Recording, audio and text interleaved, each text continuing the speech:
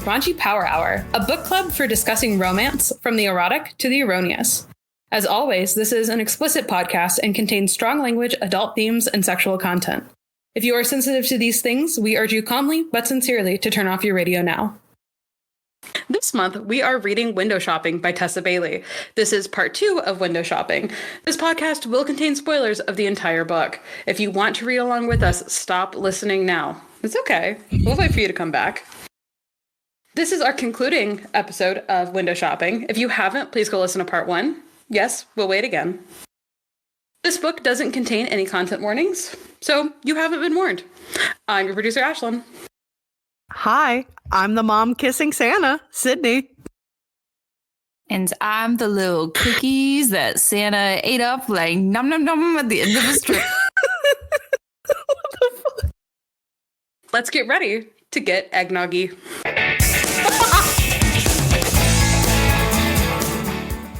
Hey, Sydney. Hi, Lord. I got a question to ask you. I didn't know you smoked 2 packs a day, but what's up? I'm vaping. Don't you know the difference? Nope, couldn't tell. This is a mango pod. Sorry, I'm so sleep deprived. Okay. I have a question for you. Okay. What do you think about the concept of doing the deed in a forbidden location? Not like public sex, but like in a place like your office or like in a public restroom. What's the vibe? Ooh. See, you said public restroom, and I'm like, oh, that's disgusting. Because that's just gross. Valid.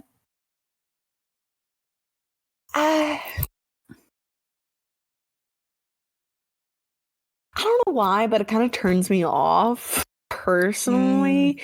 Like, specifically those 2 places. I have discussed in the past that a more forbidden place has, like, it's been a turn on in the past.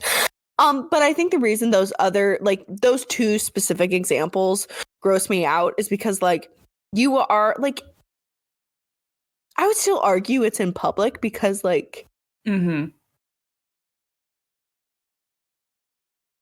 in places where you are highly likely that another person will interact within that space while you're doing such thing. And, like, other people aren't consenting to your sexual imagination. But if we're talking specifically about the CEO's office, like the office on the top floor, and he's got like locks on the door, and he can like lower the shades, then. And he tells his assistant to hold his calls for the next hour, and then like has to tell her it's really hot. I'm telling you. Yeah. I don't mind personally. The public restroom I think is the thing that grossed me out. So no public restroom, but CEO office that's like sexed out, ready for sex. Kind of hot. Follow-up question, because we're on the same page here thus far. Yes. Windows or no windows in the CEO office? As if they can be blacked out so no one can see what's going on. I'd be cool with it. This is where we diverge. Or if we're in a high rise, no one can see. That's okay. Okay. Listen, high rise, but wall to wall window. Well, if no one can see, then I'd be okay with it. But like, I want a Delta Airlines. Why? What do you mean Delta Airlines? What do you mean by Delta Airlines? I want an airplane to pass by, and then you have to wonder whether or not they can see from the distance and height that they are at. See, I went down a different, much darker idea when you said Delta Airlines and then mentioned the height of a tower. So we're just going to continue. Yeah, that is unfortunately where I went. So hi, guys. Welcome back to Window Shopping. Tessa Bailey and Raunchy Power Hour. I hate us. Anyway, so this is part 2 of Window Shopping by Tessa Bailey. And we are going from chapter 9 all the way to the end of the book. Lauren, would you like to give us a quick synopsis for anyone who just needs a quick... Oh, okay. This is your quiz. This is the quiz I'm going to have you take to make sure you remember the first half. Guard every time this happens. Okay. I know, and I do it like every time. I know. Okay, I'm just going to do the broad strokes of like what the listeners we just need broad need to know. strokes. Just need some quick reminders. Main character, Stella Schmidt. She recently has been released from a period of incarceration. She's sort of adapting to society. And apparently her dream in life is to become like a professional window dresser, which is basically where you like create displays and adverts like within like storefront windows type thing. When she bumps into a man named Aiden Cook, who happens to be a young general manager / owner type thing of Vivant, which is like this like luxury kind of higher end Macy's is what we're guessing. Basically, you know, they have a conversation. He determines that, hey, she's pretty good at this thing. You should send her your application. She does, worried about the whole criminal record thing, but he kind of has the hots for her. And so he like is kind of looking for her application, decides to interview her, insists on hiring her on a trial basis to see if she fits with the company. She performs well overall, but while they're working, even in the first couple of days, there's tensions are brewing between her and this man, Aiden.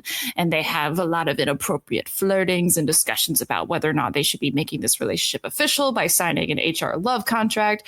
Aiden's all for it as a rule follower. Stella's not really, because there's obviously a lot involved in this power dynamic. And also, of course, her criminal record. She doesn't want anything bad to happen or to get out about that.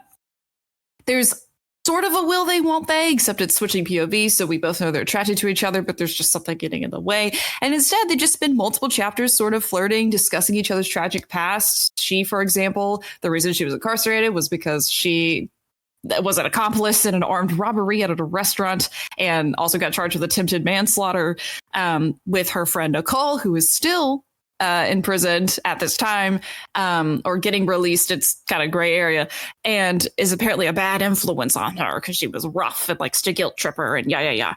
And then Aiden is like Mr. Goody Two Shoes because he's got some family issues. His grandparents, who previously sort of like have a hand in the ownership of the store, just like really hard asses, and they're like rich snobs and blah, blah, blah, blah. It's a lot of issues. And somewhere in the middle of it, they finger bang each other. And that's kind of where we left off. Yeah. Actually, he just finger bangs her, and then he's like, "Come to," and then we're gonna go someplace else. Meet me downstairs. Yes. So yeah, now we're on chapter 9, where Stella does like a quick goodbye to everybody at like the company cocktail hour. Which, by the way, Aiden apparently never shows up to, but then suddenly shows up because he knows Stella's gonna be there, and I'm like, if HR didn't already think these two were banging, this would be a huge indicator. But like I said, in the group chat, in which Lauren also referenced in the first part of this book, where I said this book, this book is a walking HR violation. Anyway, Stella goes downstairs. Aiden is waiting for her. They get into his car and they go back to her apartment. And what's really interesting is I really didn't write down much of what happened in this 9th chapter. And it's really the first chapter where we're supposed to like we're starting to get into the hot and steamy things. Honestly, it just like I felt like it didn't matter. Yeah. Clearly it didn't matter to me because the only note I wrote was audiobook reader pronounces chasm like chasm. Yeah. That's the only note I have. I love that for you. Yes, Ashlyn. Yes, Ashlyn. I just wanted to share that my only note for this chapter, it's 2 sentences. They leave the bar and borderline have sex in the car on the way to her apartment. Literally, what was the point of this chapter is exactly what I wrote. Exactly. I am actually along the same lines because I literally wrote, honestly skimmed most of it because it feels like we're going through every minute. And I kind of get it because this is only taking place within a matter of days. As a reminder, listeners, this book takes place within Oh my god. Oh my god. It's between the 12 days of Christmas. Have you ever fallen head over heels in love for your corporate employer within 12 days? And I want that played over the Home Depot. Golden rings. 4 violations. 3 missed calls. 2 ex-convicts. And a corporate man in a bow tie. Yay! I love that for us. That was beautiful. Amazing. Yeah, but it takes place within 2 weeks. So I just kind of feel like we're stuck within every like single minute within this book between those 14 days, and I'm just like, dear God, this book will not end. Like, this is. It just feels kind of painful. Like, yeah, this takes place in a matter of days, and literally, here's my synopsis for this chapter. They drive. Aiden's up about family, and how they kind of resent him for saving Vivant because he bought basically a major portion of Vivant to save it from bankruptcy when it was about to go bankrupt. And then basically he says like positivity is his shield, and then they make out, and they're like making out real hot in the car, and again there's no sex, and then they're at her apartment. Yeah. That's it. It truly is like in those fanfics that you read where like young authors feel the need to like tell every single scene that happens, even if it's just getting from point A to point B, in which you can just be like, and then they arrived. You know what I mean? Exactly. Yeah. Like this whole section could have been cut out. And I understand that this was pre her like publishing this book with Penguin, like when this was originally published, but like I want to know if it's in the version that she has published with them now. Who's to say? Anyway, chapter 10. Guys, he says panties, and I can't stop thinking of that stupid man from November 9th. Ben Kessler. We keep getting stuck. Like whenever I read panties now in a book, I'm just like having flashbacks to November 9th. You want me to tell you how he said it on the audiobook? Yeah. Panties. Of course he did. Panties.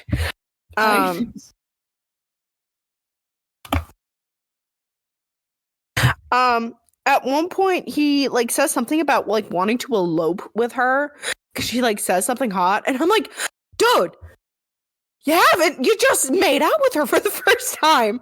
Like, cool your horses. Like, there are so many red flags. Aiden is just a walking red flag. With a savior complex, and I think he sees the potential in this wounded bird for that. Oh my God. But yeah, so basically they kind of like show up in her apartment, and he has like a lot of guilt going into this like sexual experience with Stella. Like multiple points, like where he sees like her badge on the floor, and it's like this was her first day as a fully employed Vivant employee, so he's just like oh, that makes me feel bad. Then he mentions how like, oh, this like we should have come back to my place because like this is my employee's home. Like multiple things, like you can tell he's just feeling guilty. So then he kind of like he fully goes down on her, which I would consider sex. I don't like I want to talk about this. Yes. Okay. Yes, I mean, like, yeah, like, I'm so glad you brought that up because in this whole chapter, his whole thing of like guilt creeping up is all about like, I can't have sex with an employee. You just fingered her. Is Which that is not? sex? Yeah. And even though it's never said explicitly, to me, I also got that same vibe of like, it's not sex until it's like penile penetration, which you're still being physically inappropriate with an employee if you were performing oral sex or fingering of any kind. Anything, actually. Yeah. Literally all of the comments that they've been making and how he's like, I want to bring you to bed. I want to like do you rough. Like that is That is a sexual act. He's been the one borderline like convincing her to do this. Not that she's like resistant, but like she kind of feels a little less sure. She's not really initiating it nearly as much as he has been. And then all of a sudden get Oh my cold God. feet when he already has performed acts And on her then- twice. okay, Is infuriating. And then in the next chapter, spoiler alert, she feels bad because she feels like she led him on. I'm like, you didn't do anything. And he never Yes. like says anything to her explicitly about that of like, no, it was me. I should be responsible for this. Blah, blah, blah. Because he is in the higher position, both figuratively and physically. Yes. Like in the point of employee, yeah, like yeah. But I 100% agree because it felt weird because I was like, dude, you're still doing sexual acts, and she's had like a physical reaction, an orgasm, twice.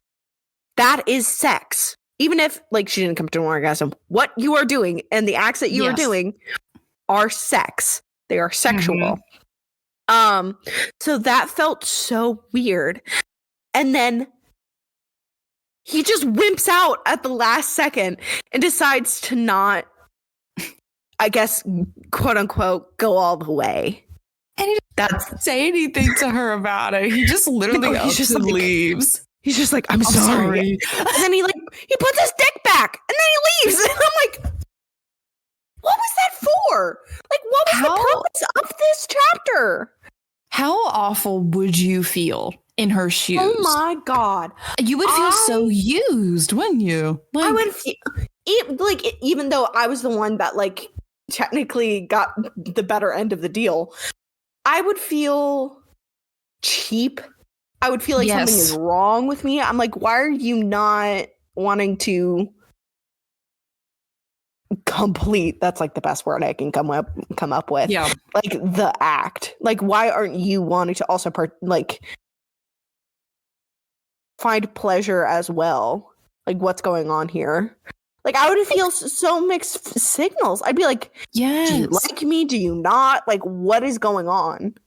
I feel like for me, it would very much come off as like, okay, this big CEO type guy who probably never has trouble getting women, unlike how he claims to, you know, all this kind of things. He's attractive, he's powerful, he's rich, whatever.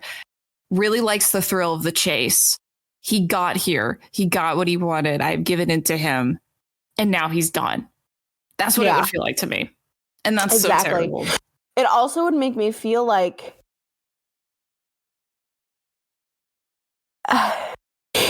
I wouldn't have the same feeling Stella has, which is like, oh, I forced him into it. I'd be like, I would just feel so betrayed. Yeah. And it would make me uncomfortable. You know what it would be? It would make me feel super uncomfortable going back into work, which she literally expresses. But then the next chapter about how she's now Yes. uncomfortable going into work and wanting to avoid him, which is like the whole issue with this whole damn book is what are the implications if things don't work out? Like, this is a reality, is if things do not work out romantically, she's fucked. Yeah. Yeah. Like, what? Like, she can't do anything. And Just he's wish- fine. Because he can avoid the ground floor. You know, they've got like secret elevators and Exactly. stuff. He doesn't have to be on the ground floor and be visual, but she does.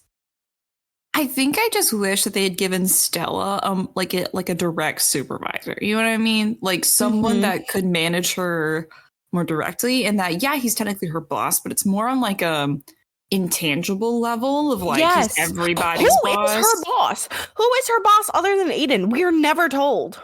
Exactly. That's It me would almost feel feels better. like, you know what? Now that I'm thinking about it, was she just given an upper management position? Because if she's in direct contact with basically the general manager, also slash CEO slash owner of the company, that's like upper management level position. Not him inventing a position just for they lie that there's a window dresser job opening, and he's like, here you go. Honestly, I 100% thought he just came up with the job just so he could see her again. True. I thought that was the direction we were going in. Okay, Yeah. going into chapter 11. this is actually, I got extremely uncomfortable with this chapter. And I'll go into kind of why I think, because I think it was just more of a me thing. Oh, hi, Scooter. Sorry, my cat Scooter is meowing. She's telling me, Mom, stop reading these awful books. I beg of you. So yeah, it's the next day. Stella's signing some HR papers. And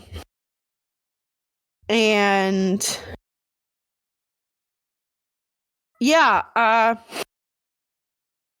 wait, I'm trying to remember exactly what happens.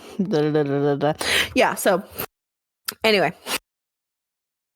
Stella is an official full-time employee. She's like filling out the paperwork, thinking about how uncomfortable things are with Aiden, and things get awkward. Like he hands her a letter to like the company Christmas party, and they're like super awkward, and it's just like, this is literally the nightmare and the whole reason why this, like, I would understand why this carried out for like a couple chapters and then this was kind of like the rising action, but it like literally this resolves within the chapter and I'm like, yeah. Anyway, so yeah, we're filling out some paperwork and then suddenly Stella gets a phone call from Nicole, and where Nicole is incarcerated.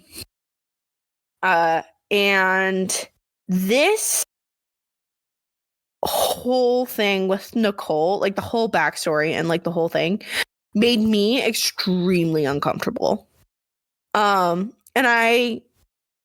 I'll kind of go into why I think I'm uncomfortable, but Lauren, I wanted to know kind of how you felt kind of going throughout this section and the whole Nicole B plot line kind of going on. Yeah, I mean, I don't have as explicit experience with someone like Nicole in my life in terms of like directly being like, oh, like I don't have anyone else, so you're supposed to show up for me, or like, oh, I was really hoping that you would send me money for parole and like what have you, right? Like I've never had someone be that direct about it, but I have had situations in my life where I've had to cut people off who very much did sort of inadvertently occupy that space of like, I'm going to take because you are my only source of emotional and like physical comfort. Yeah. And even if that's like an unconscious thing, right? I don't want to point fingers at anyone in my life and be like, you did this on purpose, right? But for me, reading this in a very like exaggerated, like in your face form of like, you owe me this and guilt trip that and whatever. Sorry. I just punched my mic. I was getting heated. I think it also made me a little uncomfortable. I don't know if this was from my own experience or because of just like empathy for Stella, but it was an uncomfortable thing to read, in which if that is what Tessa Bailey was trying to evoke, then she did successfully. And it is hard having to watch Stella go through that, who just admittedly doesn't really have much say in the situation / hasn't really developed that independence yet. Yeah. Thoughts? I think what made me uncomfortable is, one, it is revealed that Nicole is being released due to being good, which, again, I just go here. I don't know everything about the law. Ashlyn, yes. So, listeners, just so you know, we record these back to back. In our break, I spent a significant amount of time researching the Connecticut state law for attempted manslaughter. I couldn't really find anything about attempted manslaughter. However, the minimum sentencing for manslaughter, the first degree manslaughter, is 10 years without chance for parole or reduced time. So I'm guessing it can't be 4 years and a half. Like, because she gets out months after Stella, who got reduced time, which is crazy. Exactly. I spent so long thinking about that. So I'll bring this up first. This whole thing of how the subplot of both Nicole and Stella being incarcerated, it's just very poorly researched. again, so this is when Stella starts having a panic attack, like if Nicole's gonna come find her, like while she's on parole. So from what I understand about our legal system, and specifically in states, when you're on parole, you are not allowed to leave the state in which the crime is committed, or wherever you live, whatever. So, but I believe, and I know you can't leave the country or anything anyway, but I know, like, I understand that Stella may have been having a panic attack when she thinks this, but she's like, oh my God, Nicole's going to come find me. But that's just not how parole works. And that's not how, like, all of these things that we're bringing up is just not how our justice system works pertainingly. And you know what? Again, I'm not an expert. Do not quote me on all this. Do not take any legal advice or know any advice or knowledge about the justice system from me, please. But it just really bothered me because it just felt like it was just so poorly researched and just like shooed in. Because I think it made me so uncomfortable because I don't understand why in so many romances authors feel the need to add like this dark past or like dark plot points to like add quote unquote like interesting characteristics to their main character. Because we've had this twice. Like I'm thinking of another example, which is The Mister, where Alicia, the main character in that book, she has a lot of trauma from being within a presumably mentally abusive household and then human trafficked. Like that's some serious trauma. But in both cases of this, of like incarceration due to almost manslaughter and then also armed robbery, and then with Alicia, like the same thing with being human trafficked, like it just feels so shoehorned in and just not the appropriate place to have these conversations. And The Mister, you could argue, is more of like I guess you could argue it's a dark romance. I really wouldn't say that. But especially in window shopping, like this is not the appropriate place to shoehorn in like this quote unquote like dark backstory and that plot point into this character. And the other thing that made me uncomfortable is how, and I think this is a me thing. Here's the me thing. I didn't like Stella's relationship with Nicole. Obviously, it's meant to be portrayed as toxic, and Nicole was very manipulative, kind of just a vampire, like an energy vampire in general. And I think it just reminds me of like bad influences I had as like, you know, young teenager, all of that.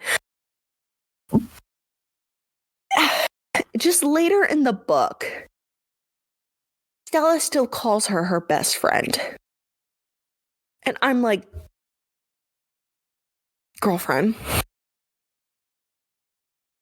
she convinced you to do armed robbery. I wouldn't call her your best friend anymore. Besties for the resties. Besties for the resties, you know that? But it just, like, this whole B plot just felt so unnecessary. And just, you know, Nicole is the henchman from The Mister who randomly come in and beat up Alicia. Like, she's that B plot. Yeah, I think that's honestly why I kept comparing this book to The Mister so much, because to me they felt like echoes of the exact same thing. Like I feel like if you stripped all of like the fluff and like the actual like setting and premise and everything, and you're left with like the skeleton, it's the exact same. It is the exact same because The Mister is also an employee and boss. Yep. And a rich power imbalance, and literally just you take out some of these qualities and literally you can just place it in a different book. Wow. Which I suppose on one hand that is the definition of a trope, right? You take a trope and then you add dressing and whatever to take shape. But you can take out the dramatic past for the female main character, and then it'd be different. No, for sure.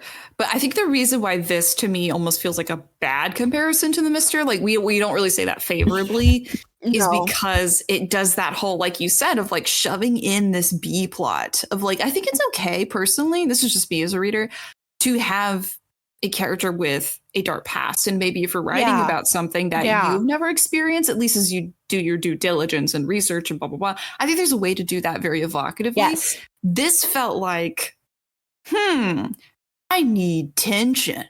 I need something to happen. Let's do this. And it almost feels like two trains. We have this train that we've been following since the beginning of the novel on plot A. And then all of a sudden, boom, bullet train B comes hurtling into the final act. And you're like, what the fuck are you doing? You're like, where did this come from? Yeah, it just feels so shoehorned in and just done. It's just very poor writing. And I think that's what made me so uncomfortable throughout the rest whenever Nicole is brought up. It just feels like such poor writing and poor mishandling of what could have been a good subplot, but it just feels like plot for plot's sake. Yeah. But I also think I may have just been a little triggered from bad friend choices in my past. But moving on. That's not what we're talking about anymore. Now we have chapter 12. And guys, guess what? Stella's wearing color now. She's wearing a green top. So she's not emo anymore. She's so happy. Also, what I found interesting was this was the first chapter where it repeated. Where it was Stella in chapter 11 and then chapter 12 it was beginning Stella again. And that broke up our pattern. So I found that kind of jarring and I was like, oh, that's weird. Because I was ready to jump into Aiden. Yeah. And anyway, there is a reason. But she's not emo anymore. And I wrote in. So now this is when HR steps in. Because basically Stella is at work. She's working on her window. Jordan comes in. They're chatting. Jordan opens up a little bit about Seamus and all of that, and how she's like I like him, but he needs I don't want to be his mom and all of this. And I had an ex-fiance who I was older, and he made me feel bad about doing that, about being older and all of that. And Stella being like, live your life, girlfriend. And Jordan's like, yeah, this girl gives good advice. Anyway, HR comes busting into the window and go, that's her, officers. Because HR is accusing Stella of stealing 2 pairs of earrings. Not for no reason, but it is for a wrong reason. It's because Stella obviously has a record and she believes that Stella has stolen the earrings. So Jordan's like, I'm gonna go get Aiden. And I was surprised that Stella wasn't like, no, don't get him. I'll get myself out of this. Like trying to convince herself again. Anyway, halfway through the chapter, now we're in Aiden's perspective. He's upstairs doing his thing, hanging out. He's like talking to Leland about something. I don't remember. Anyway, Jordan comes running in and he's like, what's happened? And she's like, Stella. And he's like, he literally drops everything. He literally drops everything and like runs downstairs. He's like pissed because she's being accused of stealing these pairs of earrings. This was a long ass chapter too. Like this was long. But I found it so weird. He wasn't notified about this HR issue. Like someone stealing earrings, like I feel like he would have known, but meh, that's just they do talk about that like in this chapter they do during the confrontation.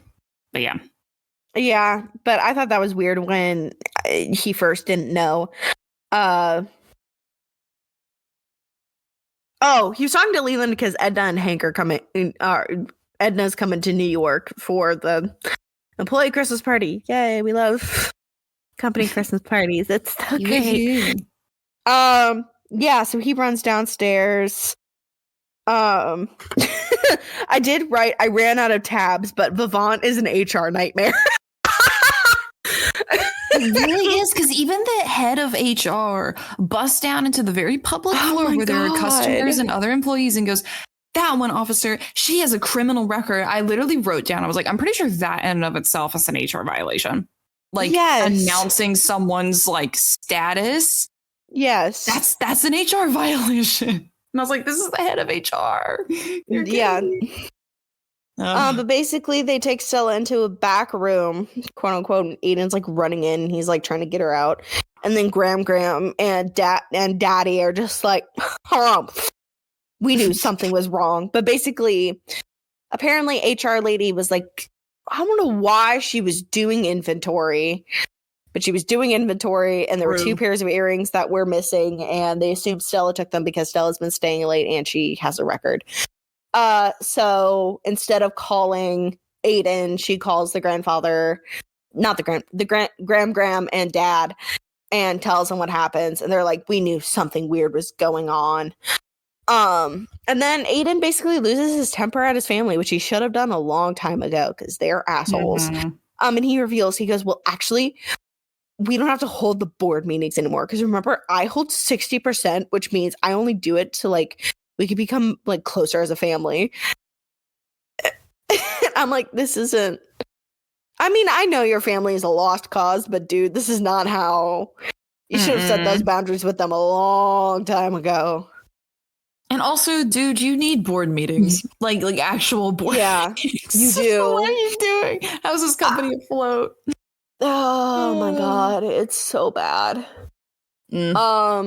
But basically, he also fires the HR lady. Yeah. Which I'm like, I don't know if New York is a just cause state. But I feel like, again, it's another HR violation to fire her. No? Well, I'm saying that because he's doing it because she, like, acted and retorted against someone he's, like, romantically interested in, you know? Well, it's not a right-to-work state, which means they do have to provide, like, why you were fired. Yeah, and he doesn't. He's just like, you can stay until the end of the new year. Yeah. Damn. Again, he's gonna get sued. He's gonna get sued. Oh my God. There's so many instances in which this man is gonna get sued. But he basically tells Jordan to go grab all of the employees on the ground floor, and Graham's like, "Hey, don't do that, or isn't the place is full because it's 3 days before Christmas." He's like, "I don't care. Go get them." And they all cut, like, all of them. And I'm like, isn't this a big department store? But everyone gets into the tiny, tiny HR room. And How long do you think that took to have the Avengers assemble for this? God. Like, So long. Like, and also, if I were, like, I've worked retail, and I've worked in places where things get extremely busy at certain times of year. If our boss randomly went, I need everyone in the back room right now, I'd be like, why? Like, everything is in chaos already. Do you want us to, like, this is absolutely insane. So yeah, like, basically, oh my God. So yeah, everyone comes in and he's like, hey, I won't punish anybody if, like, but did someone, like, see some earrings? Like, we need, like, I know stuff can be misplaced because it's Christmas. And a girl confesses that she didn't steal them. She had, like, put them away so that this guy could come back and buy them later. And, like, she wasn't meant to do that, but she apologized. And he's like, you know what? It's okay because, you're trying to help out a man get in, like, touch with his sweetheart. And I was like, oh my God. So they find the earrings. Everything's fine. He tells his family basically to fuck off. And Stella, by the way, throughout this whole thing is, like, silent and is just, like, staring at him like, like, oh my God, he's, like, the man of my dreams. And then, just to rub it in this HR woman's face, Stella goes, actually, there is one more thing she could do before she leaves. Which is, I want to sign the love contract with Aiden. And I'm like, now is the time to do this. It in front of everybody. You've just confessed that you are gonna bone the boss. And I think like Aiden asked her like why, like what changed your mind, and she's like, this is the man who you truly are. Hers is so stupid because she says like, quote, I don't want you to like, I don't want to be saved. I don't need you to save me. And he's like, then why are you signing this contract or whatever? And she's like, because you were giving me a chance, or like you see me for who I am. I was like, potato, bitch. Like, yeah. what do you mean? Your ass. Like, everyone, like literally in front of everyone, you are showing favoritism, like his obvious favoritism towards you. If I was Jordan, I would quit on the spot. I literally ran out of blue tabs marking this part of the book because I'm just like, this is an HR nightmare. I know. Like, this man is gonna get sued like so fast. I know. Hi.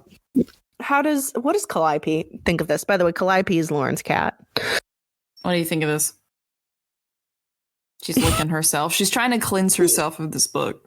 Yeah, you know what? Me too, Callie, me too. Anyway, chapter 14, we do the very sexy thing that is filing paperwork. Oh, God. So they filed some paperwork. And 13, sorry. I skipped ahead by accident. That's my bad. We're trying to rush to the end so we can stop talking about this. I'm trying so hard, but guys, no. You won't believe it. It gets worse from here somehow. Somehow there's a shit ton of plot left to go through. And yeah, don't know how that happens. But yeah, they do the very sexy thing that is fill out some paperwork. I literally wrote down. Do you want to know the synopsis of this chapter that I wrote? It is. What? It's 5 words. They signed the contract and bang. That's all I wrote. Because it's true. Because it's true.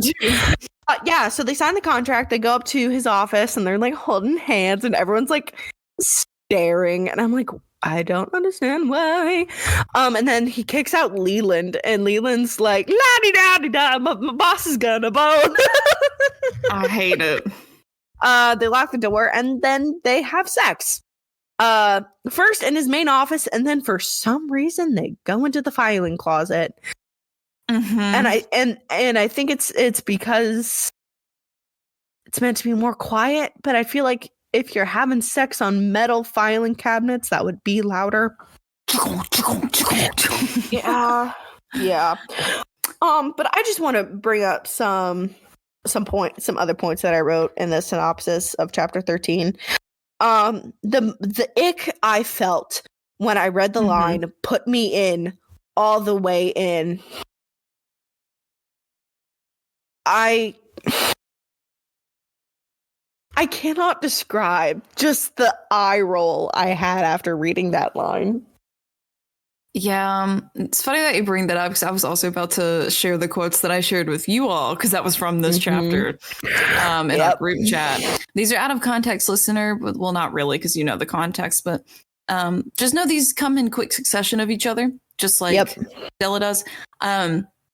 As we correct the walls of his office, my organ leaping in my rib cage. And then, quote, this is from Aiden. I've been dying to have that pussy go off for me. Like a gun? Like a gun? This chapter was a mess. This was a mess. And after those quotes that you just read, Lauren, I did want to note that I did ask the question, who talks this much during sex? Because there was a lot of dialogue for very vanilla sex. That's so true. I feel like there's other more important actions happening rather than corny dialogue. Anyway. I'm just at a loss for words. I know. Oh my god. And then we get chapter 14. where they finally go back to Aiden's apartment because you gotta bang more. More sex, yeah. They do have more sex, but not until the next morning. But yeah, they go back to his apartment, and they get more deep, and Stella talks about Nicole and like how uncomfortable she is with their relationship. And he like talks about how he like how he loves her or something, or like he wants to say that. And I swear, if they say I love you before date 3, hey, spoiler alert, they say I love you before the 3rd date. It's also Which like is 4 days, correct? They've known each other for for maybe a little over 2 weeks. Yeah. I don't understand. And then Aiden starts, like, they're talking about how his apartment is decorated and all of that. And he like says something along the lines of, I'm an old-fashioned guy, like, because the apartment, Stella's like, oh, this kind of looks like if Don Draper were like a good guy, like decorated in that way. And I did write old-fashioned wear, but then Lauren had just sent the it was like pussy something, like pop off. Pussy something, what? It was from the previous chapter. I'm sorry, I'm tired. Is it I'm waiting for your pussy to go off for me? Yes. And you're like a gun. Because I did write down, sir, because I take it if you say old fashioned, you mean Republican. True. That's just how I read it. But this is also, as we said, published in January of 2021. So I did write, sir, where were you January 6th of 2021? At the NRA meeting, getting some pussy. Yeah, he was doing something. But yeah, he's just like, oh yeah, I'm an old-fashioned guy. And I'm just like, where? You literally haven't proven any point to me that you are quote-unquote old-fashioned. No. Like, you're not blue-collar. You're not old-fashioned. Like, in what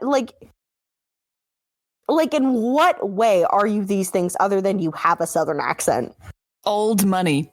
That's the only thing. Old money, Southern accent. God. But it's not like he even picked up the Southern accent from his daddy. He picked it up from Aunt Edna.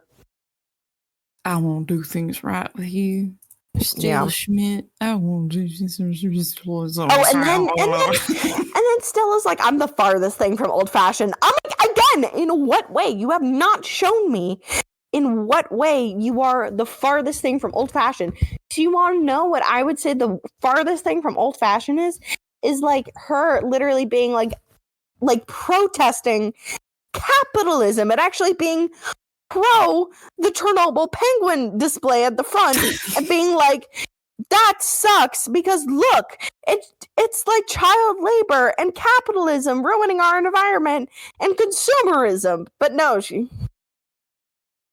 I mean, I'll give her credit where it's due. She literally does wear old fashioned. That's like 2013 Tumblr-esque. So if that's what she means, then I'll give her that. But hey, she was incarcerated when she was like, what, 16, I think is when she said? Is that when she went to prison? Or was she like 20 something? She said she went from being a teen to a young adult while incarcerated. I don't know. I don't think they ever give the age, but I was like, she dresses like a teenager. Valid point, though. That's actually, you know what? I have a feeling that was not done intentionally. That's very smart, Tessa Bailey. Good job. Smart. If you did that on purpose, it was smart. No, she did. Oh yeah, and then also he mentions how this was Lauren, this was the line about the BF and boss, the boyfriend and boss thing. That's right. I sent that in chat where it's call me boyfriend, not boss. Boss. And I just went. When at one point did we have a conversation that you two are officially boyfriend girlfriend? I guess the love contract. I said that's our blood oath. That's yeah. But like, remember that comment that we read in the first part of this podcast where the user on Storygraph kind of talked about how there's like no communication between the characters. Yes. This was the point in which I felt that. I was like, there's just nothing. Like, we are just assuming we're in a relationship, and like, that's just not how things work. It's just not how it works. No, ma'am. Anyway, they talk into the night. Stella wakes up in Aiden's house. He's making breakfast. She gets horny. They have sex.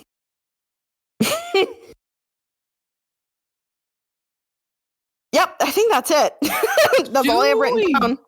So we're just gonna go with what I have written down. Now we get to chapter 15. Slay. Sleigh bells ringing. Which is the beginning of the two most infuriating chapters. I know. Within this entire book. I know. I know, listeners, you think that I was getting heated before, but just wait till you listen to these next two. So we get a bit of a time skip. It's 4 days later. It's Christmas Eve. You know, that magical time. And apparently there's an online challenge called the Vivant Challenge because Stella, you know, did such a good job with the window. And I'm just like, that's just not how internet challenges work. No. It's just and Stella also didn't do anything with like the internet. Like, she has no anyway. That's just not how it works. No. But we're in Aiden's point of view, and he's like walking around the store, and like things are going crazy because, you know, like I said, Christmas Eve, so people are doing last minute gifts. At one point, he's walking past the ring section, and I just went, dude, don't do it. I was like, why are you thinking? I just literally wrote, he wants to propose? You just apparently became official. He's old fashioned. You gotta marry her so we can pump out 20 kids for her biological clock. I know. Like, they both suck at communicating. Like, they are awful. Like, obviously there's no communication because they're just banging all the time. They don't have time to do healthy communication. They don't know how to do that. Although they talk a lot during sex, and it's about nothing important. Yeah. But Aiden doesn't like listen to Stella like at all when she's just like, hey man, you gotta slow down, you gotta give me a little bit of space. But like space in the sense of like, I'm still trying to figure things out, because remember, I went to prison. I just got out. I'm still trying to get used to the world and how it is. And he's like, I want to marry you. What the fuck? They know nothing about each other. They think they do. Nothing. Well, if you've known someone for a little over 2 weeks, yeah, you know little about them. And if this means they do know everything about each other, they're about as like deep as a kiddie pool. Like, if that's all there is to know. I know. Like, you know what? Actually, you know what I'm thinking of? Why the fuck did she want to be a window dresser in the first place? I don't know. Exactly. I don't know. We have no motivation for why she wanted that in the first place. Anyway, going off topic. The more I think about it, the worse this is. The worse this is, the more I think about it. And you know what? It's probably the same thing that happened in the mind of Miss Bailey. Anyway. I agree. So he's like walking around, and then he sees Stella, who's trying on this satin green dress, which apparently really like is very flattering on her, especially on the plumps of her tits, which is a literal line from the, actually, hey Ashlyn, add that to Horrible Anatomy, please. Plumps of her tits. Plumps of her tits. But yeah, Aiden's like, oh my god, she's so hot. And Jordan's like, ooh, like, come to, like, we need your opinion kind of thing. And Aiden's like, I mean, yeah, she looks hot. But Stella wants to, like, buy it herself because, you know, it'd be her first paycheck, which is about to drop, which is, like, important to her. And you know what? I honestly respect that he doesn't, like, try to push that. And then, listeners,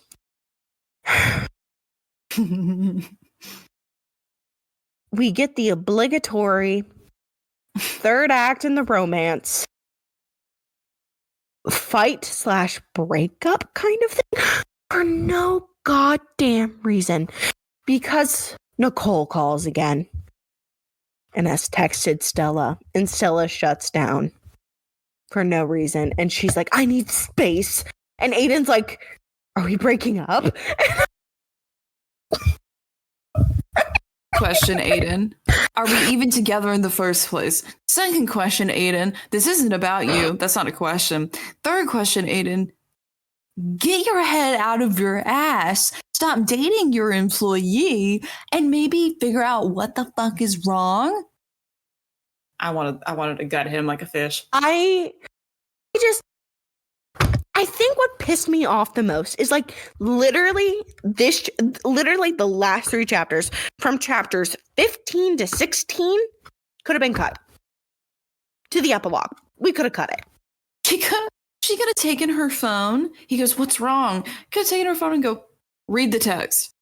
Read the text. Yeah. She didn't have to say anything. And she was just like, I need space. I need space. I'm to go be traumatized in a way that's unproductive to this conversation. And then Aiden, like, is so... Aiden's like, okay, I'll give you space. And then, like, she just leaves. She just leaves work. I'm like, bitch, it's Christmas Eve. Get your ass on the floor. This isn't your smoke break. Come on. Come on, girlfriend. Come on. Miss Bailey, you shouldn't. This is bad. Like, we literally did not need these last 2 chapters. And it just pissed me off that it just felt like we had to just squeeze in that one last little trope. And then this last little chapter right before she goes to the Christmas party. Which it literally makes... Miscommunication trope. Literally, this whole book is the miscommunication trope. That's this whole book. You taste that? That's bile in my throat. Yeah, exactly. Chapter 16. I want to say real quick, Stella's parents are bad at being parents because they literally give her address to Nicole. What the fuck? They said, hey, ex-best friend that got our child arrested and involved in a life of like petty crimes and almost got an innocent restaurant owner shot and dead. Here's her current she is. Even though we don't want to talk about her. By the way, there's been an entire subplot about Stella being like anxious about not to call her parents, which yeah, I wish we had touched on it because like that was actually a kind of valid and not like that was actually a good point of tension. But we're just talking about the bad points. It was meanerless anyway. Like legitimately, it was mentioned once or twice and then just like never went anywhere with it. Well, it got into the epilogue anyway. Yeah, but her parents are bad at being parents because Nicole shows up at Stella's house, which really isn't her house. It's her uncle's place that he hasn't lived at and she's renting out. Anyway, Stella shows up and like she's very uncomfortable around Nicole. I would be, obviously. She lets Nicole in and they have like this. It's such a weird exchange and it's such a weird point to put this in the book. Like this is the like readers, we have less than 20 pages in this book. This is such a weird point to suddenly drop like right at like this is meant to be like the end of the book. And basically Stella and Nicole have kind of a conversation. Nicole gets into her usual like, oh, I guess your life is better because you were always lucky and like being vindictive, being a bitch. And Stella's like, stop. I'm going to set a boundary. And, Oh my god. and guess what? Look, we can still be best friends, but we need to live separate lives. And I'm a different person now. And like, you need to stop being so like sad for yourself and like just get your shit together. Like that kind of sums up what Stella says, honestly. And then Nicole's like, yeah, okay. And then they're like crying. So they're like, I'm so emotional because I miss my best friend. And I literally, I don't understand. Why are we letting this toxic person back in our life? Because it's not that she exhibited like a flaw, because I do agree, like friendships need boundaries. Not everybody's perfect. There are things that you need to do and address if you want to continue a healthy friendship. This is not a character flaw. This is, I have guilt tripped you for years and I continue to do it because it is a behavior that has been continually reinforced. I literally convinced you to do illicit activities with me that got you arrested and 4 years stolen off your life. And like, there's no boundary that is set here. The only boundary is we are not friends anymore. That is the boundary. Or it just continues to be the toxic nature that it is. There's no changing that in a conversation. But basically, they're like, oh, we're still best friends. We just have to live separate lives. And I'm like, yes. Literally, that is not a boundary. You're just letting her come back into your life. She's shown no growth. And you know what? I would get if this is kind of like Stella is like still struggling with having a backbone, you know, letting someone toxic come back into her life, letting like having conflicted feelings, because you do have conflicted feelings, especially when you care about someone that much and they've caused that much pain. But this is not like the girl boss moment of like, I'm standing my ground and I'm setting a boundary that Tessa Bailey probably thought it was. Like, it's not it. Like, there was no point in this. And there was no point in the third act breakup. Because literally Stella's then like, oh, I gotta go. I have a Christmas party to attend, basically. And then we're back in Aiden's perspective at the Christmas party. For like 5 pages, nothing happens. Stella doesn't show up, and then suddenly she's there, and she's just wearing a robe. Because a couple chapters ago, she had asked Aiden what his dream Christmas would be. And he said it would be having a whole family wearing matching robes. That is dumb as shit, Aiden. And guess what? She shows up with a matching robe. Is she wearing the sound dress underneath? Don't know. It never gets spoken about again. Yeah. And they say I love you. Sure. Yep. Of course. Par for the course. Oh, also Aunt Edna's there. Just thought I'd let you guys know. And Jordan and Seamus and whatever. And Leland, all those people at the Christmas party. And now we're into the epilogue. Yay. It's been a year. Like literally every other epilogue we've ever read. I think I've decided through this podcast alone that I hate epilogues to romance books. They never end well for me. I'm always disappointed. Well, there's just no need. I want to make up my own story. Yeah, I'm like, it's fine. Also, this is just a prime example of tell, don't show. So, like I said, it's been a year because literally within the first page, Stella goes, my steadfast boyfriend of 1 year. You can just say, I wake up to Aiden next to me. Right? Like, yeah, exactly. Or like, just be like, Aiden and I have been together for a year. What a great time, yada yada and so forth. Like that would have been better than just, you know, it's just such weird wording to say I've been with him for a year. No. It's the next Christmas season. But we're going home to Stella's parents' house. And they park on the side of the road because Stella's beginning to like panic because, you know, she hasn't talked to her parents because, you know, general anxiety because, yeah, she's been through a lot. Aiden calms her down. And then literally I knew this was going to happen. I mean, it always happens within the epilogue of any of these books. But Aiden like leans down and kisses her hand and he has to avoid basically the ginormous rock that he put on her hand. Because surprise, they're engaged. Of course they are. Like, who's surprised at this point? So they get hot and heavy for each other and they're like, oh, we should go back to the hotel that's like just down the road. But anyway, they have to be at her parents' house anyway, so they're like, maybe on the way back we'll like bang in the hotel. And I'm like, in the motel, and I'm just like, are y'all that horny for each other? Mm-hmm. Okay, whatever.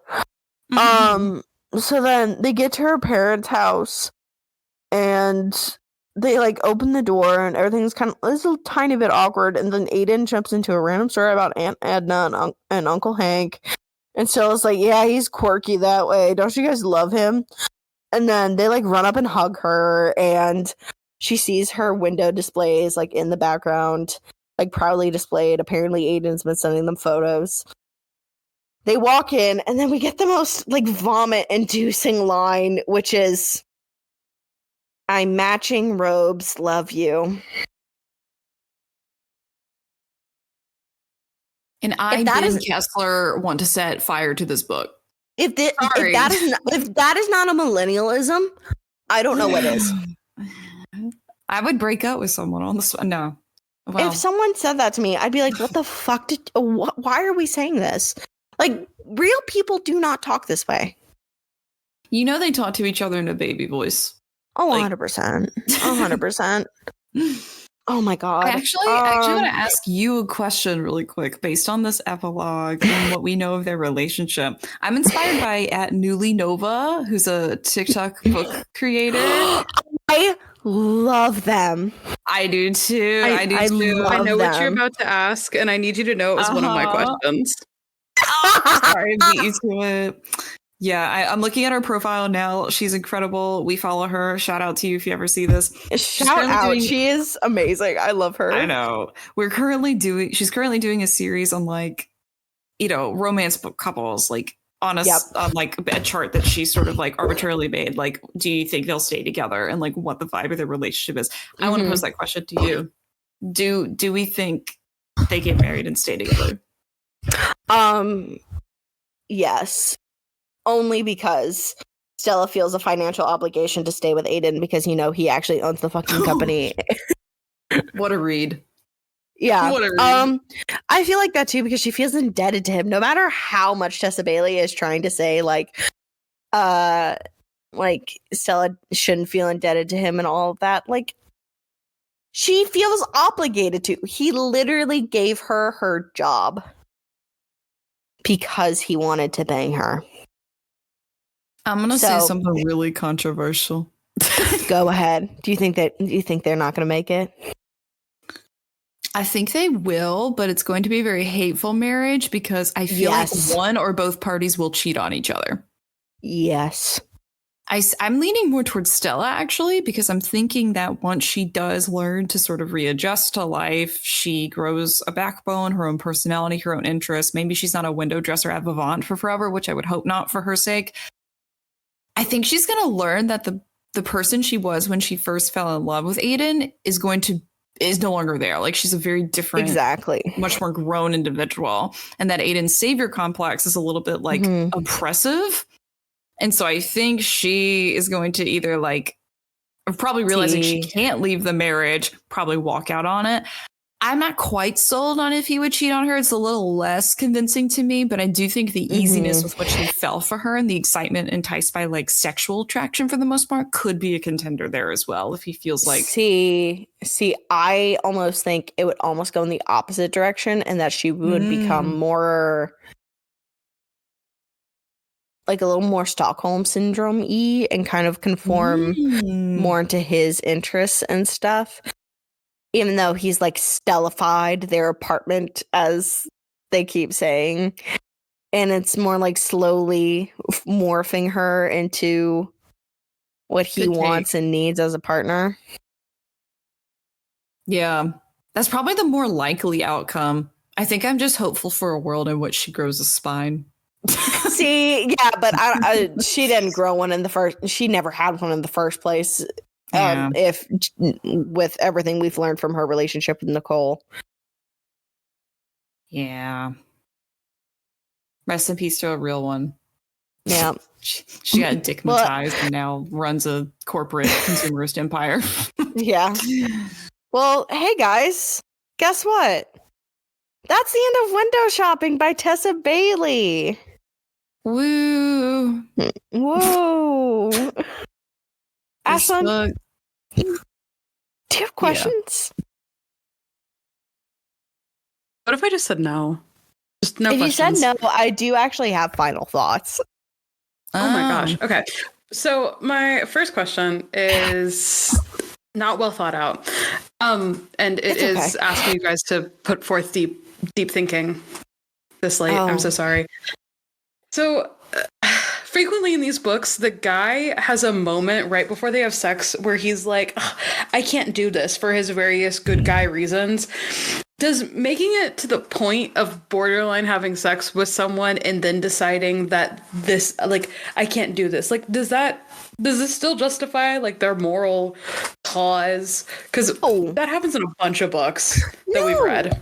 It doesn't, because you've already started committing sexual acts with this other person. You've already gone down the rabbit hole. Just do the thing already. Like, it doesn't show that he's a good guy. It doesn't show his morality. Yes, he can feel bad about it. And like, yes, he can like question it, but I hate the trope of like, he's hesitant, he doesn't know, and they like keep getting into it and then he like stops. It's annoying at this point. My thing is that they've done nothing but talk about wanting to fuck each other this entire time. And so there's all this build up, and then it's not the temptation, wait, let's save this for a later chapter and leave the readers in suspense moment that I think Miss Bailey thinks it is. Mm-hmm. I think it's just, let's drag this shit on a little longer. So actually, this is going to be such a dorky comparison, and I hope my musical theater nerds out there understand when I say this. So in musicals, there are certain ways that you kind of go through a show emotionally. When you're just like having normal dialogue, you speak. When emotions start to get higher, you sing. And when emotions escalate to like this big, huge point, you start to dance. That's kind of like how emotions and things kind of flow throughout musicals. So, for example, when you place a musical not in original stage format, like say on television, when you do those things where you do the acting, the singing, and then dancing, or you'll do the acting and then singing, and then you go to an ad break, for example, instead of what I think producers think they're doing, which is like, oh, adding anticipation, you're actually killing the movement and the emotion of the scene and the story, which is exactly what is happening here. And why I think I'm sick of it is because like it's an unnecessary stopping point where it's just like, the moment's past where they're past the space of no return. And just because he hasn't penetrated her doesn't mean they've already had sexual acts. Or intercourse. Exactly what I was going to build off of. This would have been a lot more effective if this was before the first kiss. And yes, or before he finger banged her. Exactly. To me, I think a first kiss is enough. Like, okay, we haven't crossed that physical boundary yet, and like that can very easily and innocently almost build that suspense. But after you've had 2 sex scenes, minus penetration, but there's sex scenes, right? Even if you've had 2 sex scenes, the first kiss, so many conversations about the yada yada, it loses its appeal, and it just becomes a hindrance and an excuse to like add on pages, I think, and like try to give the main character like depth, and it's Here's the romance book version of the musical format. you get like kissing.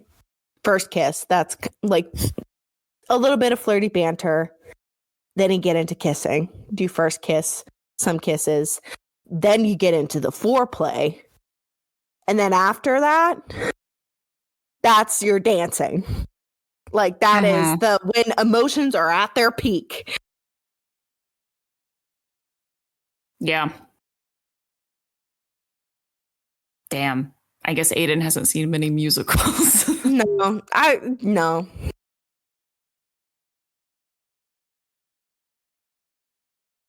Do you think that this book is a Christmas book?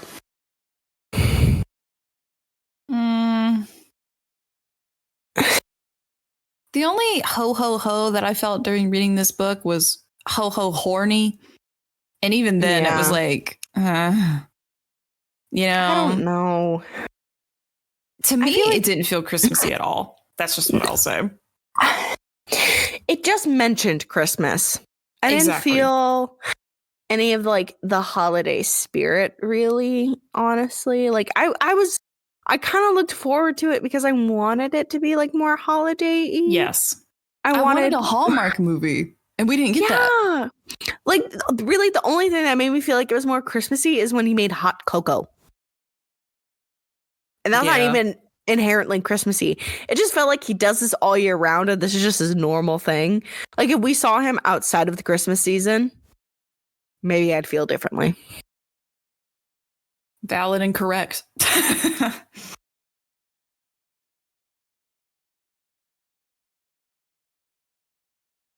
Based on this book, would you read something else by Tessa Bailey? I actually thought about this before we recorded. I'm actually going to say yes. Because, and there's some context to this.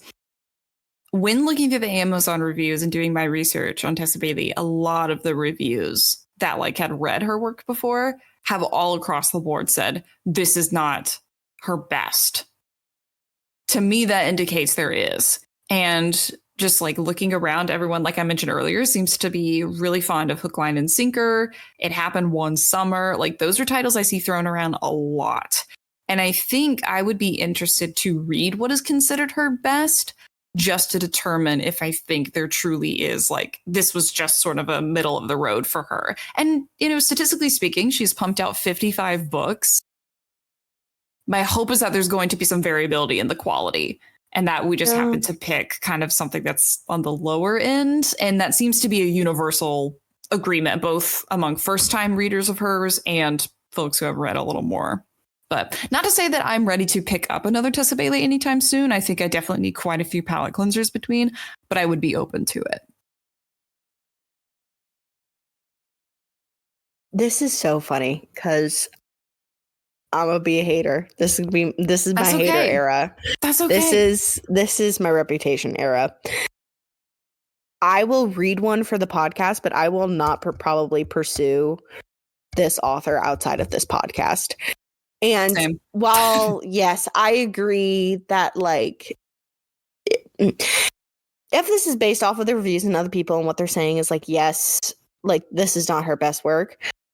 The reason I'm so hesitant is because even though, yes, this may not be her best work, this is a book that is meant to be, you said she started in 2013?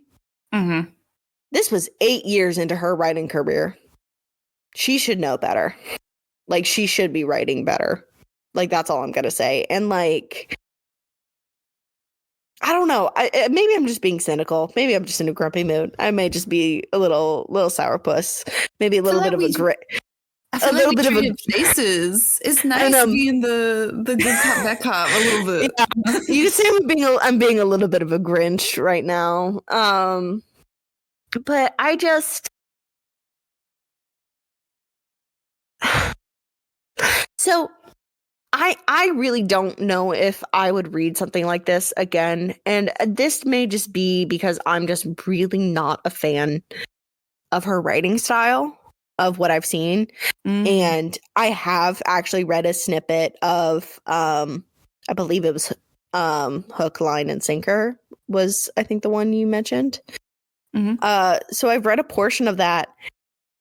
And I really don't enjoy her writing style, and that just may be me. Yeah. But I don't know. I would be willing to try something out for this podcast, but I think the reason I am like more hesitant with Tessa Bailey over like say an author, which I know I don't enjoy the writing style. I know like all that, like Colleen Hoover, for example. Colleen Hoover's is so absurdist in a way in which it almost takes on that comical value. Like you can almost feel like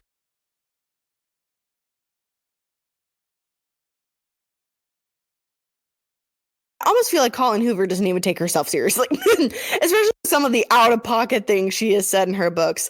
But I feel like Tessa Bailey maybe takes herself too seriously. Yeah. And again, maybe I'm just being a Grinch. If you got try and convince me. Try and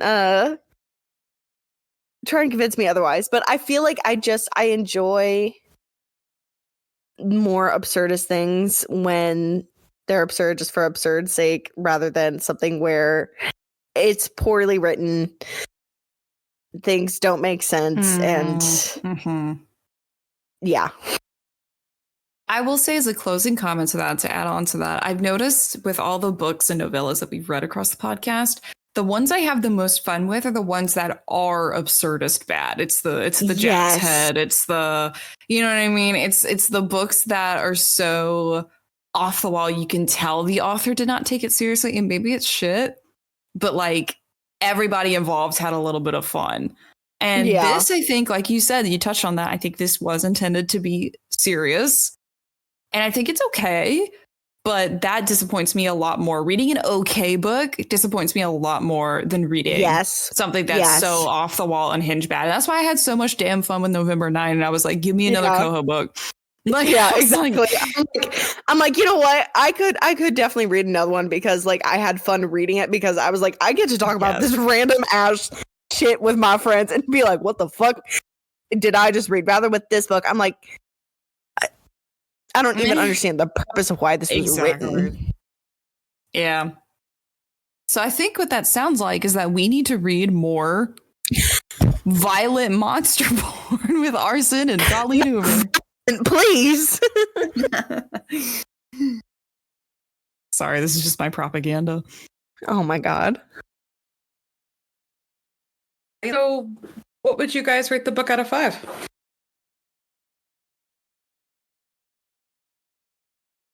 So I didn't give it a 1. That's good. Yeah, I gave it a 2. Because it was just so mid. It just like it doesn't deserve any higher. I'm not gonna recommend it to people. I don't want to read it again. I had fun reading it, knowing I was gonna talk about it with you guys. Like that's truly my final thoughts on it. Because like just the whole book is very predictable and poorly categorized. And it was funny in ways it wasn't meant to be funny. Yeah. I want to say, and you can fact check me on this if y'all want, I want to say I gave The Mister a 2.5, something like that. That sounds familiar. Regardless, whatever I rated The Mister is the exact same of what I will rate this, because in my mind, I don't think it deserves to be below The Mister, but I also don't necessarily think it deserves to be above it because of how similarly skeletally they are and how reminiscent they were of each other for me. It's just that one was a lot longer and a lot more like drab, and then this is a lot shorter, but a lot less like absurdist in the sense of like I didn't even have fun poking fun at like the whole oh my god, why is she in a trunk of a car like kind of stuff, right? Yeah. So exactly. I will agree. I think I will say the same thing. I'm trying to remember what I did rate The Mister. I'm trying to see if I have notes on that. I do not, because I started taking notes after One Last Stop. Yes, Ashlyn. Yes, Ashlyn. I have it pulled up. So, Sydney, you gave The Mister 4 out of 5 fuck like a duck. Oh, Generous. 1 star. Okay. Oh, sorry. My email sound went off of my headphones. Lauren, you gave the Mr. 1 out of 5 Rich Bitch Apartments by the Thames. True. So you both gave it a 1. Yeah. Well, I will rate. Okay. I hate to say this. Which is probably why we're blocked. Yeah, probably. Yeah, that's true. whoops. Whoopsie doopsie. Because if I'm going based off of the system I have now, the Mr. like my rating system I have now, I would say the Mr. is a 2, so it would be the same at Yeah. like literally same line as window shopping. I think so too. I will agree with you on that. But the 2 is more for the Misters more because what the fuck did we just read? And I would be scared to share it with other people, and I will not share that I read this book outside of this podcast. But damn, did I have a good time while I read it? Well, I didn't. It was painful. I take that back. It was fun recording the episode with you guys. Yes. I would just like to tell our listeners at home that we did rate Erotic Encounters with the Mothman higher than Window Shopping by Tessa Bailey. I just want that to be known. Oh yeah, we did do that. We did do that. We well, did. That was good. Hey, that likes that. if you get a quote unquote lesbian threesome with the Mothman, I made one of my friends read it. I rated that like a 4 for a reason. yeah, exactly, because it was a fun time. Anyway, well, that is all for our review. Oh, okay. I'm gonna keep going. No, sorry. I was trying to figure out what we did give the Mothman, and we gave the Mothman a 4. Yeah, because it was We fun, did. and I would tell people. Our rating You're good, scale I'm is sorry. off. No, you're fine. It's so All right. bad. Blah, blah, blah, blah, blah. Here's the beginning of the end credits. Of the Well- end. Of the end. Dun dun dun. Well, that is it for us. Thank you for listening to part 2 of our full review of Window Shopping by Tessa Bailey. If you haven't listened to the first episode, I really don't know why you're listening to the end of this one here.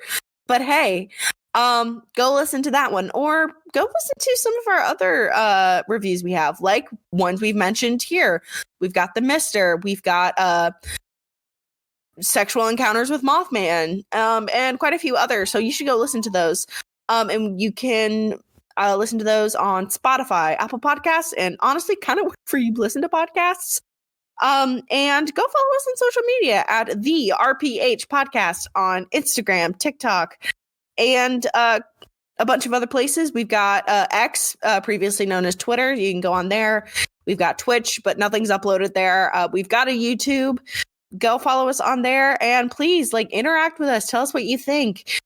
Give us book recommendations. Give us fan fiction recommendations. And yeah, had a good time tonight, and we are signing off. And you know what? We'll see you later, you sexy Santas.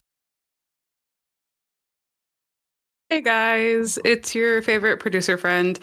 Happy holidays. We will see you guys probably the 3rd week of January, because we're going to take a little break to hang out with our families. Yay. I have no idea what'll be up in January. It'll be a surprise for us and you. Thank you for tuning in to this episode of the Raunchy Power Hour. Find us on Instagram and Twitter at the RPH Podcast. Send us book recs to our email, raunchypowerhour@gmail.com, or at the link in our bio on any of our socials. As always, stay raunchy.